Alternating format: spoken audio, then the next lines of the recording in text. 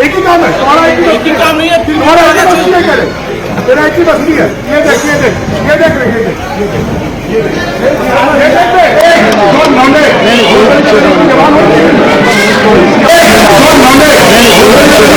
वहाँ पे आग पकड़ी हुई है, नुकसान तुमको होगा।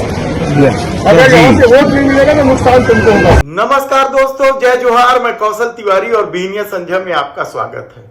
तिजोरी खोलकर चुनावी राजनीति को अपने अनुकूल साधने में माहिर रायपुर दक्षिण के विधायक बृजमोहन अग्रवाल उर्फ मोहन सेठ को क्या अब हार सामने दिख रहा है? क्या मोहन सेठ इस कदर बौखला गए हैं कि अब वे लोगों की सवाल पर न केवल बदतमीजी करने लगे हैं बल्कि धमकी चमकी और गाली गलौज भी करने लगे।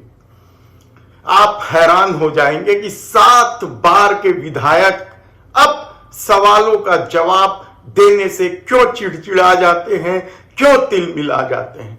दरअसल पहली बार मोहन सेठ के उन करतूतों का खुलासा होना शुरू हो गया जिसे वे दबा कर रखे थे। सवाल सिर्फ नरेंद्र मोदी के तखत में छुप जाने का नहीं है, बल्कि इसके अलावा भी कई किस्से हैं मोहन सेठ के जो अब खुलकर लोगों के सामने आ गए हैं। इसलिए अब लोग सवाल कर रहे हैं तो मोहन सेठ तिलमिलाने लगे हैं और हालत ये है कि अब तो वे सीधे सीधे कहने लगे हैं कि तुम्हारे वोट नहीं देने से मुझे कोई फर्क नहीं पड़ने वाला है। तुम्हारा एक वहाँ पे आग पकड़ी हुई है, नुकसान तुमको होगा। अगर यहाँ से वोट नहीं मिलेगा तो नुकसान तुमको होगा और इसका परिणाम भुगतना पड़ेगा। याद कीजिए कि इसी तरीके के गाली गलौज और बदतमीजी की वजह से रायपुर पश्चिम में पिछले बार लोगों ने 15 साल के मंत्री रहे राजेश मूणत की हालत खराब कर दी थी, उनकी विधायकी छीन ली थी। लेकिन मोहन सेठ का अपना खेल है, वे जानते हैं कि राजनीति को कैसे साधा जाता है और शायद यही वजह है कि पहली बार जब छत्तीसगढ़ के मुख्यमंत्री भूपेश बघेल ने कहा कि गुंडा शब्द का अपमान है। अब बृजमोहन के सामने मतलब कोई दूसरे को गुंडा बोलना मतलब गुंडा शब्द का अपमान करना। बृजमोहन अग्रवाल के सामने तो बृजमोहन अग्रवाल इस कदर तिलमिलाए थे कि उन्होंने एक बड़े होटल में पत्रकार वार्ता लेकर मानहानि की धमकी तक दे दी थी। लेकिन इससे पहले जलकी कांड उजागर हो चुका था। क्या कुछ हुआ था जलकी कांड में? किस तरीके से वन भूमि को कब्जा किया गया था, किस तरीके से अपने रिसोर्ट में पानी सप्लाई के लिए एनी कट ही बना दिया गया था। बिजली विभाग से लेकर तमाम विभाग का किस तरीके से उपयोग दुरुपयोग किया गया था, यह लोगों के जेहन में है। तो क्या इस बार मोहन सेठ इस तरह तिलमिला गए या उनका पैसा भी काम नहीं आ रहा है या वे इस बार कांग्रेसियों को सेठ नहीं? ऐसे कई सवाल आप उठा सकते हैं, लेकिन जिस तरीके से मोहन सेठ का रवैया रहा है वह किसी से छिपा नहीं है। याद कीजिए कि जब पत्रकारों ने बढ़ती महंगाई पर सवाल उठाए थे तो उन्होंने क्या कहा था? अगर महंगाई राष्ट्रीय आपदा है तो फिर मुझे लगता है कि जो लोग इसको आपदा कह रहे हैं वो लोग अब खाना पीना बंद कर दें, अन्न त्याग दें, पेट्रोल का उपयोग करना बंद कर। यानी आप सोचिए कि 7 बार का विधायक यदि महंगाई को लेकर पूछे गए सवाल पर कहता है कि जिन्हें महंगाई लग रही वो खाना पीना छोड़ दे, पेट्रोल डीजल खरीदना बंद कर दे, यह किस तरीके का व्यवहार है? सवाल सिर्फ चुनावी व्यवहार का नहीं है। कहा तो यहां तक जाता है कि मोहन सेठ की अपनी धमक है।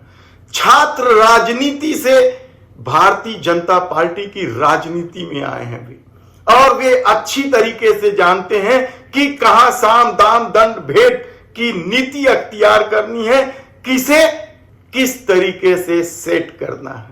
और शायद यही वजह है कि जब बैजनाथ पारा में चिंटू नाम के एक युवक ने उनसे सवाल पूछा कि कोरोना काल में आप कहां थे, तो वे इस कदर तिलमिलाए और इसे हिंदू मुस्लिम का रूप देने के लिए कोतवाली थाने में जमकर बैठ गए, देर रात तक बैठ गए। FIR होने के बाद ही उठे थे।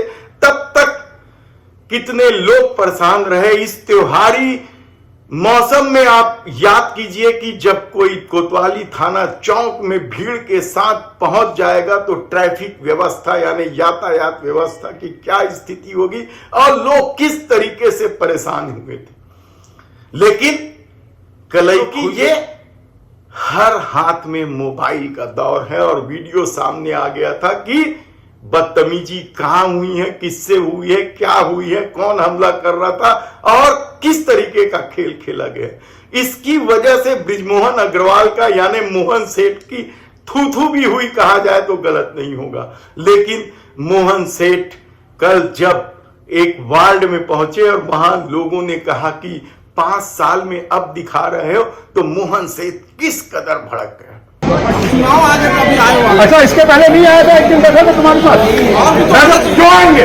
रोज आएंगे क्या? एक ही काम है तुम्हारा, एक ही काम नहीं है। तुम्हारा एक ही बस नहीं करे, तेरा एक ही बस नहीं है। ये देख, ये देख, ये देख रहे, ये देख, ये देख लौंडे जवान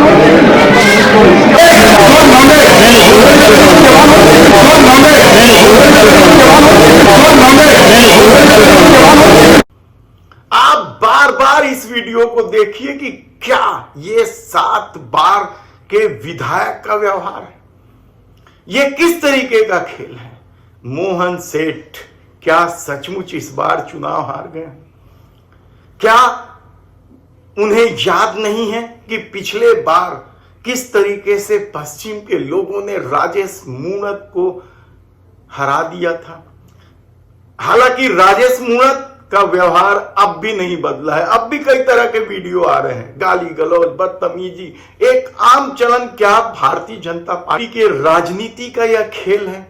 सवाल आप कई उठा सकते हैं, लेकिन इन सवालों का कोई मतलब नहीं है, क्योंकि जब आप सवाल करेंगे तो आपके साथ गाली गलौज हो सकती है, गुंडागर्दी की जा सकती है, धमकी चमकी दी जा सकती है। इसलिए हम लोगों से कहेंगे कि वे चुपचाप ऐसे लोगों को गुजर जाने दीजिए अपने वार्डों से, अपने मोहल्लों से। नहीं तो आप सवाल करेंगे तो बेवजह उनकी धमकी चमकी या गाली गलौज का सामना करना पड़ेगा। हम आपको बताएंगे और क्या है बृजमोहन अग्रवाल यानी मोहन सेठ का असली चेहरा। क्यों दक्षिण में वे चुनाव हार रहे हैं? क्यों साहू समाज मोहन सेठ से नाराज है? क्यों ब्राह्मण समाज इस कदर जो कभी मोहन सेठ के खास हुआ करते थे नाराज हैं? हम आपको एक एक घटनाक्रम बताते रहेंगे, क्योंकि 17 नवंबर को चुनाव है, यहां मतदान है यहां। और तब तक मोहन सेठ और क्या क्या करते हैं और उनके पिछले करतूतों का भी हम एक एक करके खुलासा करते रहेंगे। धन्यवाद।